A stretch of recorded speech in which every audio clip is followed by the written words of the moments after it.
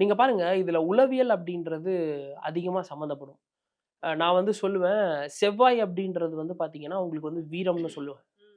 ஜெனரலா பாரம்பரிய ஜோதிடமும் சொல்லுது. செவ்வாய் அப்படின்னா, அதுக்கு வீரம் அப்படின்ற அர்த்தம். ஆனா, ராகுவுக்கு மட்டும் தான் துணிச்சல் அப்படின்ற அந்த ஒரு குணாதிசயம் இருக்கு. இப்போ ஒரு ரேஸ்ல போறாங்க, ஒரு பந்தயத்துக்கு போறாங்க அப்படின்னா, அதுல வந்து உயிரை அ பணய வைக்கிற அளவுக்கு கூட சில பந்தயங்கள் அப்படின்றது இருக்கு. ரிஸ்க்கான விஷயங்கள் நெறைய இருக்கு. ஓகேங்களா? அந்த மாரி இடத்துலலாம் செவ்வாய் தான் ஜெயிக்கணும். ஆனா நீங்க பாருங்க, இந்த மாரி ஜெயிக்கக்கூடிய நபர்களோட ஜாதகத்துலலாம் ராகுவோட கர்மா சம்மந்தப்படும்.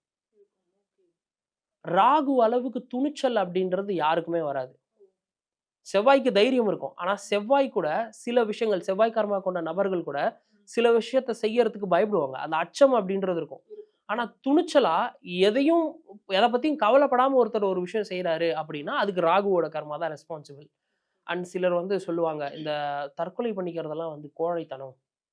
தற்கொலை பண்ணிக்கிறது வந்து ஒரு சரியில்லாத ஒரு விஷயம் தான். அத நாமும் வந்து ஏத்துக்கிறோம். தற்கொலை பண்ணிக்கிறது எதுக்கும் முடிவு தராது. பட் ஆனா அவங்கள கோழைகள்னு சொல்லுவாங்க. பட் ஆனா, அத நீங்க செய்யணும் அப்டின்னா, அதுக்கு உங்களுக்கு ஒரு அளப்பரிய ஒரு துணிச்சல் அப்டின்றது வேணும்.